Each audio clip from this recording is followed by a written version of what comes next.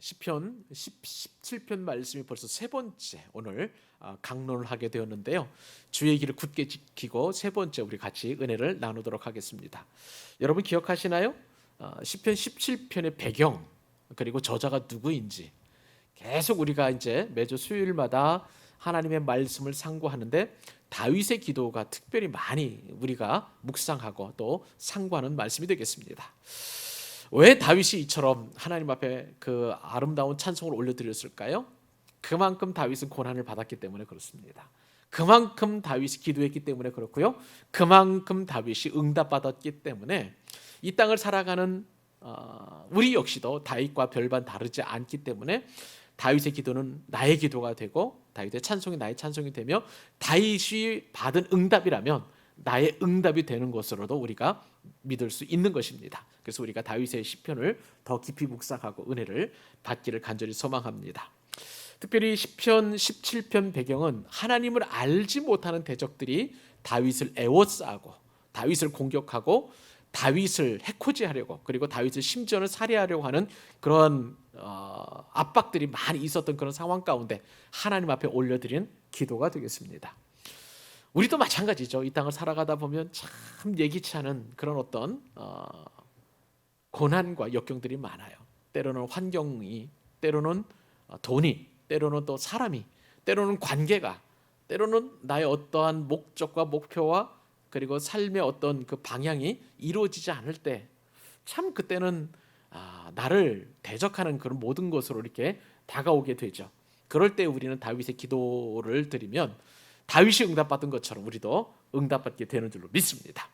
특별히 다윗의 기도를 압축해서 우리가 그동안 상고했던 했던 것을 좀 정리해 보면 다윗은 제일 먼저 하나님 앞에 기도를 드릴 때에 자신의 호소를 들어달라고 기도했습니다. 그렇죠. 제일 답답하고 제일 안타까운 것은 누군가 나의 말을 좀 들어줬으면 좋겠는데 하나님이 나의 호소를 들어주신다면 얼마나 좋겠습니까? 다윗은 그렇게 1절과 2절에서 나의 의의 호소를 들어주옵소서 여호와여 하나님의 이름을 크게 부르면서 그렇게 다윗이 하나님 앞에 기도를 했습니다. 두 번째로는 다윗이 드렸던 기도는 뭐냐면 3절에 있는데요. 내 마음을 시험해 달라는 거예요. 내 마음을 시험해 달라는 거예요. 다윗은요 참 마음이 어려웠을 거예요. 그 뭐라 그럴까요? 다윗이 느꼈던 그런 어떤 생각들, 그 주변의 대적들로부터 공격당하고 또 모함당하고 참 그 까닭 없는 그런 어떤 그 어려움 속에서 다윗의 마음이 얼마나 어렵겠어요. 그럴 때 다윗이 하나님 앞에 기도합니다. 하나님 나의 마음을 시험하시고 밤에 내게 찾아오셔서 나를 감찰하셨으나 흠을 찾지 못하셨으니 나의 좀 의로움을 좀 봐주십시오. 그렇게 하나님 앞에 기도했다는 것입니다. 이것이 다윗의 두 번째 기도고요. 세 번째 기도는요. 4절에서 6절 말씀을 압축을 해보면 나의 걸음을 지켜달라는 거예요. 5절이죠. 나의 걸음이 주의 길을 굳게 지키고 실족하지 아니하였나이다. 주님을 의지할 때 내 걸음이 비록 앞에 대적이 있고 나를 공격해오는 그 어떠한 환경이나 어려움이 있다 할지라도 주께서 내 길을 굳게 지키시면 나는 틀림없이 주의 길을 걷겠습니다. 그렇게 하나님 앞에 기도했던 다윗을 보게 됩니다. 그리고 네 번째 기도는요. 주님의 놀라운 사랑을 나타내달라고 그렇게 기도했습니다. 6절로 9절까지인데 거기에 보면 다윗이 우리가 지난 시간에 우리 참 많은 은혜 받았잖아요. 7절과 8절만 두 절만 강론해도 뭐 설교 시간에 후딱 지나갈 정도로 이렇게 많은 은혜를 받았는데 다윗이 하나님 앞에 기도합니다. 주님의 놀라운 사랑을 나타내달라고요. 그렇게 우리가 표현했었을 때 그 놀라운 사랑이 기이한 사랑이었다. 파라라는 단어 기억하시나요? 신묘막측한 단어. 신묘막측하다라는 할 때 바로 그 단어를 썼다라고 말씀을 드렸습니다. 주님의 그 우리를 보호하심은 주님의 사랑은 신묘막측해서 예상 밖이어서 전혀 기대 바뀌고 놀라워서 그 사랑을 받은 내가 이렇게 끝까지 그 주의 길을 걸어갈 수 있도록 나를 도와주소서. 그렇게 다윗이 하나님 앞에 기도했던 그 기도를 우리가 사모하고 그렇게 또한 큰 은혜를 받았습니다. 자, 오늘은 그러면 그 뒤에 이제 하나님 앞에 다윗이 드렸던 기도가 어떤 기도인가? 10절에서 12절 말씀인데요. 다윗이 지금 당한 처한 상황에서 그 대적들로부터 자신이 벗어나게 해달라는 거예요. 그 대적들로부터 내가 좀 이겨낼 수 있도록 그렇게 해달라는 그 간절한 기도, 목적에, 이 시편의 가장 큰 목적이 바로 이 5번째 기도에 있다고 보여집니다. 10절로 12절 말씀에 다윗이 하나님 앞에 기도하죠. 10절 말씀을 보니까 그들의 마음은 기름에 잠겼으며, 여기서 그들은 누구일까요? 대적들입니다. 다윗의 마음을 힘들게 하는, 다윗을 어렵게 만든 그러한 원수들이에요. 그러니까 원수들의 마음은 기름에 잠겼으며 대적들의 입은 교만하게 말하나이다. 그렇게 하나님 앞에 이제 이르는 거죠. 하나님 앞에 지금 고발하는 것을 보게 됩니다. 자, 그런데 그 다윗이 노래하는 그들의 마음은 어디에 잠겼을까요? 기름에 잠겨 있다라고 그렇게 하나님 앞에 다윗이 노래하고 있는 것을 보게 됩니다. 여러분, 이게 기름에 잠겼다는 것이 도대체 무슨 뜻일까요? 기름에 잠겼다는 것. 기름에 잠겼다는 것은요, 살이 쪄가지고 너무나 비둔해진 자들처럼 그들의 마음이 너무나 비둔해져가지고요, 죄 짓는데 전혀 무감각해졌다는 거예요. 그런 뜻을 가지고 있어요. 여러분 보세요. 엘리 제사장 여러분 기억하시면 아마 좀 쉽게 이해되실 겁니다. 사무엘이 이제 하나님 앞에 드림을 받고 엘리 제사장 밑에서 이제 수종을 들게 되었잖아요. 그런데 그때 엘리 제사장 어떤 사람이었느냐? 몸이 비둔해졌어요. 그러니까 영어 성경에 보면은 fat, 기름이 덕지덕지 쪘다는 거예요. 그러니까 그만큼 뭐라 그럴까요? 좀 비둔해졌다라고.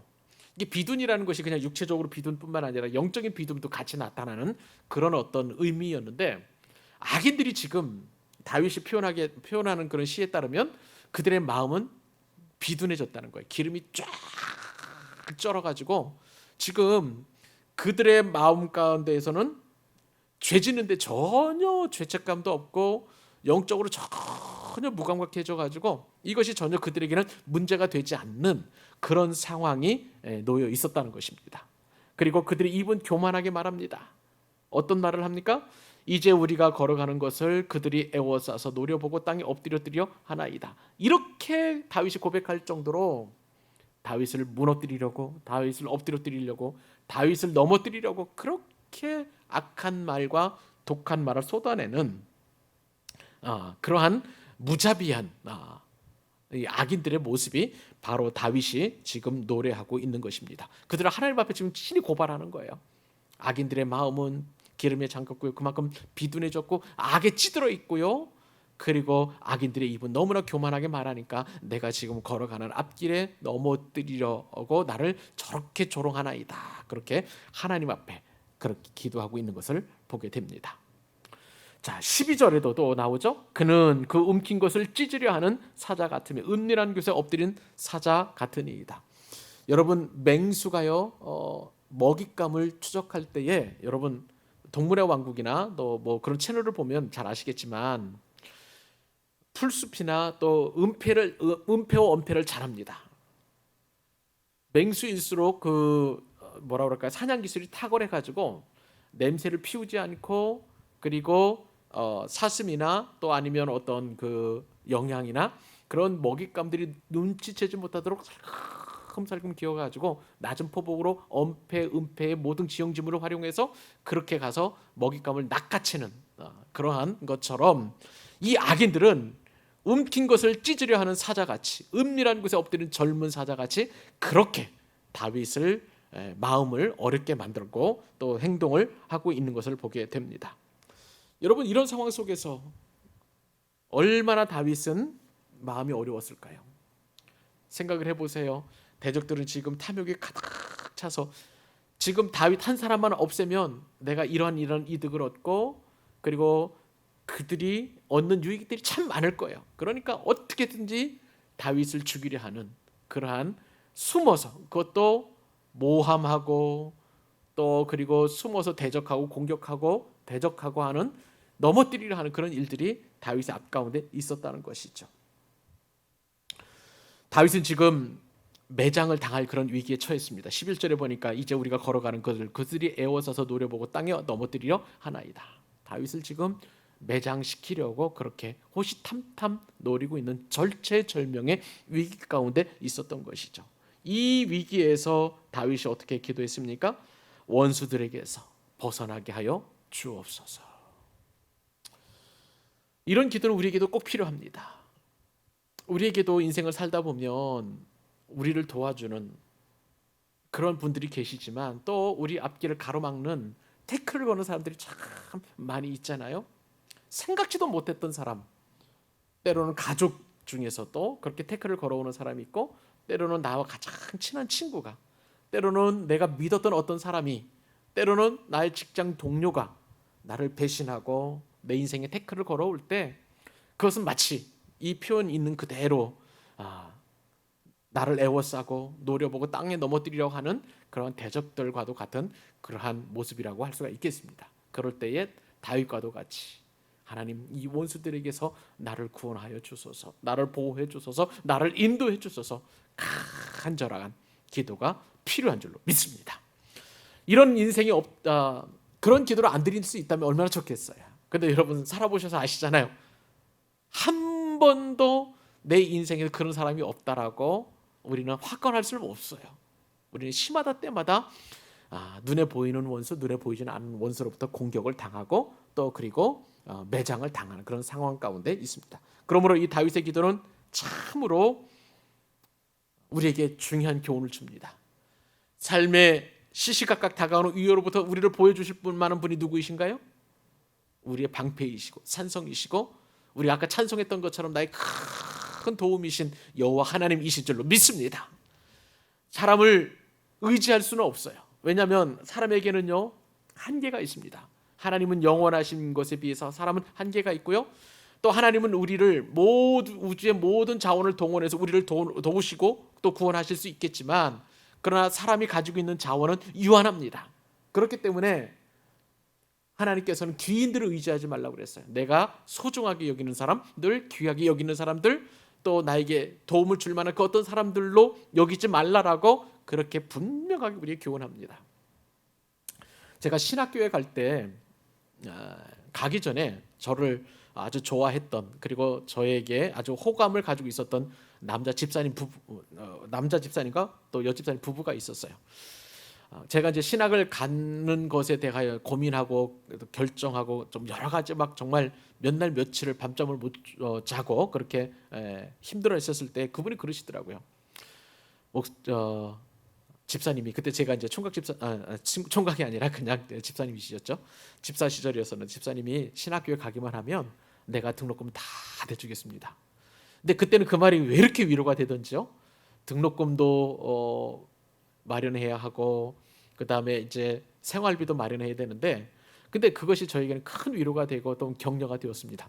그런데 단 한 번도 그분이 저를 등록금 도와주신 적은 없었습니다. 그러니까 사람들은 이래요. 아침에 생각 다르고 저녁에 생각이 다른 거예요. 그거를 일컬어서 이제 사자성어로 조삼모사라고 하는데, 아침에 3번 변하고 저녁에 4번 변하는 것 아니겠습니까? 그만큼 사람들은 잘 변해요. 다윗은 사람을 의지한 게 아니었어요. 한 번도 다윗은 자신이 의지할 만한 어떤 사람이 있다라고 소개해 준 적이 없습니다. 다윗이 의지했던 분은 오직 여호와 하나님, 말씀하신 바를 반드시 이루시는 여호와 하나님, 언약의 하나님을 붙들었다는 거예요.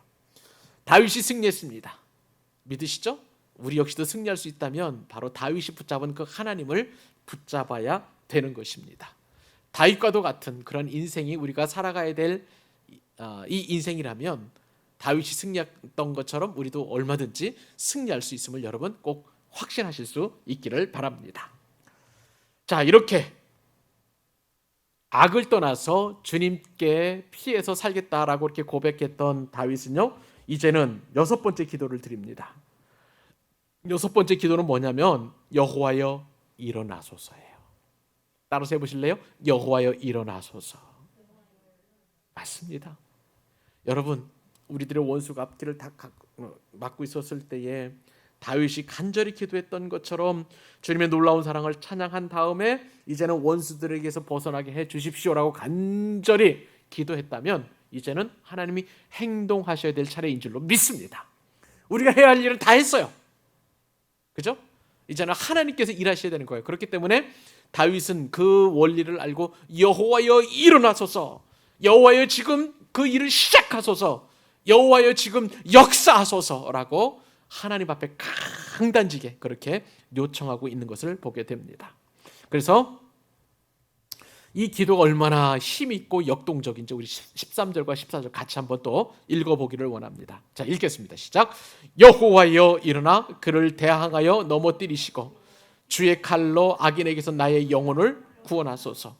여호와여 이 세상에 살아있는 동안 그들의 분깃을 받은 사람들에게서 그의 손으로 나를 구하소서. 그들은 주의 제물로 배를 채우고 자녀로 만족하고 그들의 남은 산업을 그들의 어린아이들에게 물려주는 자니이다. 아멘. 여러분 보세요.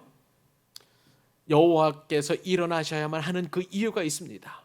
악인들과 대적들이 나를 무너뜨려서 매장시켜가지고 그래서 나를 통해서 얻는 유익을 가지고 그들은 어떻게 얘기하냐면, 자 보세요. 14절 중간 이후에 보면 그들의 분깃을 받은 사람들에게서 주의 손으로 나를 구원하소서.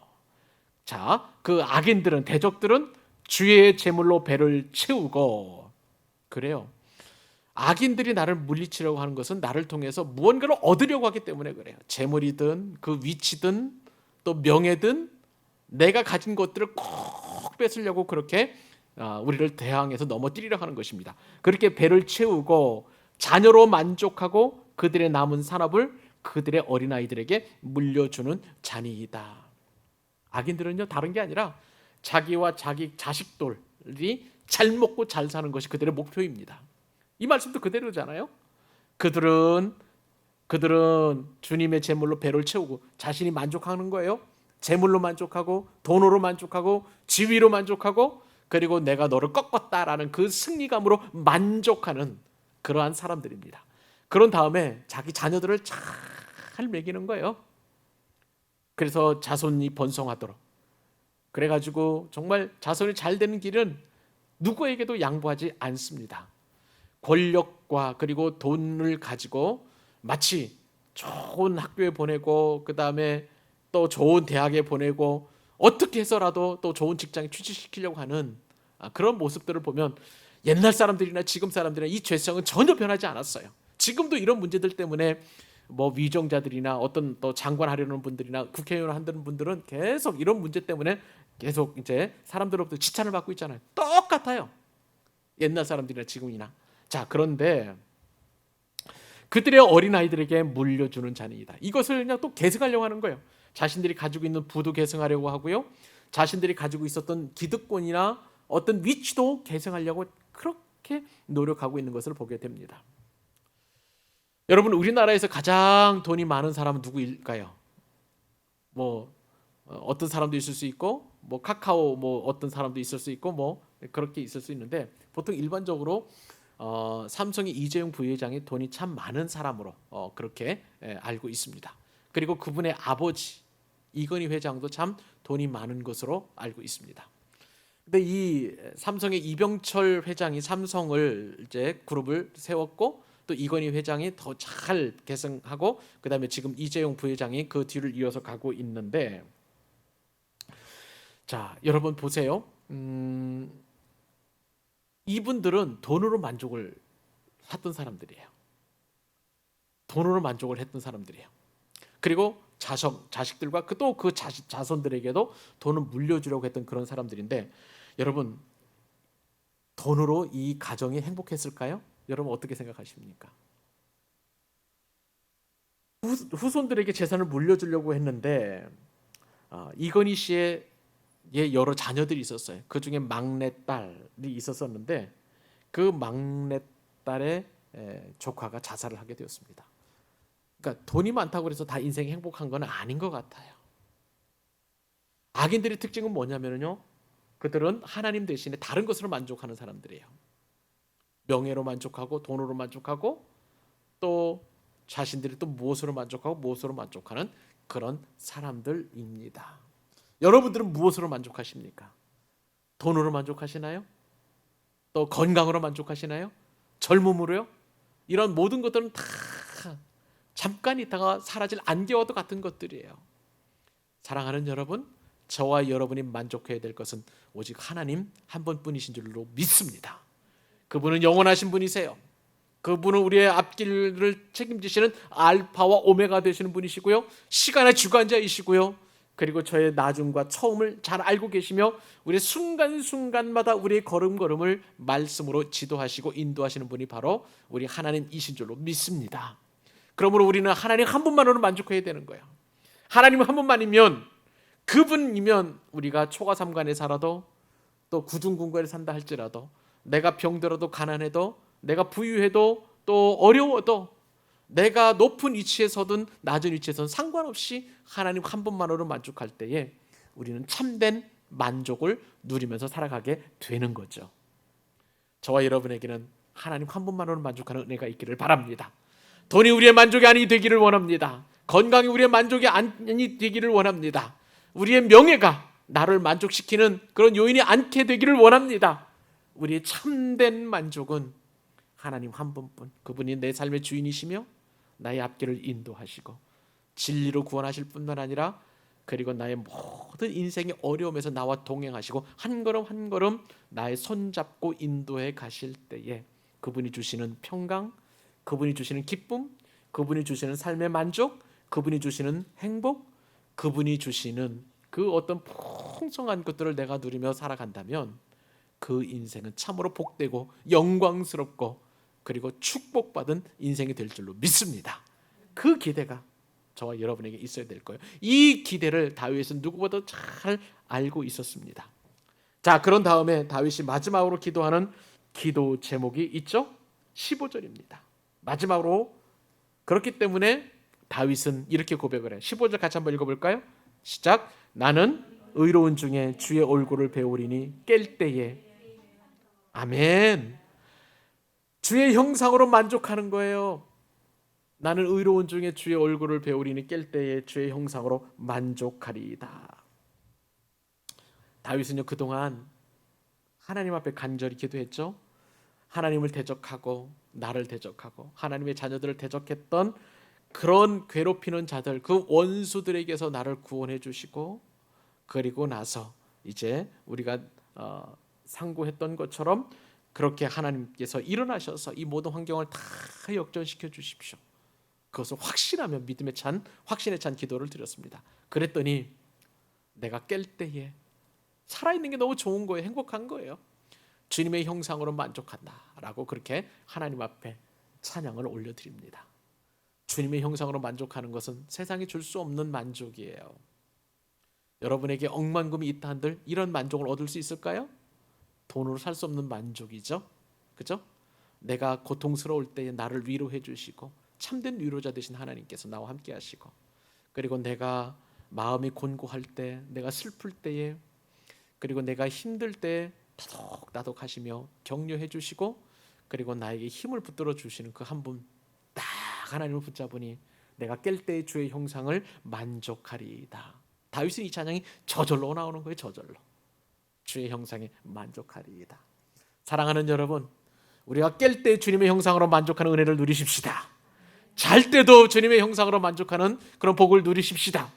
잘 때나 깰 때나 앉아서나 일어서나 들어가서나 나가서나, 그리고 우리 하는 모든 일들 가운데 주님의 형상으로 만족할 때 하나님이 우리와 함께 하심이 우리에게는 가장 큰 복임을 다윗처럼 우리도 고백해서 나만의 시편, 나만의 성경, 그것을 기록하고 우리의 인생은 더 풍성해지는 복을 누리게 될 줄로 믿습니다.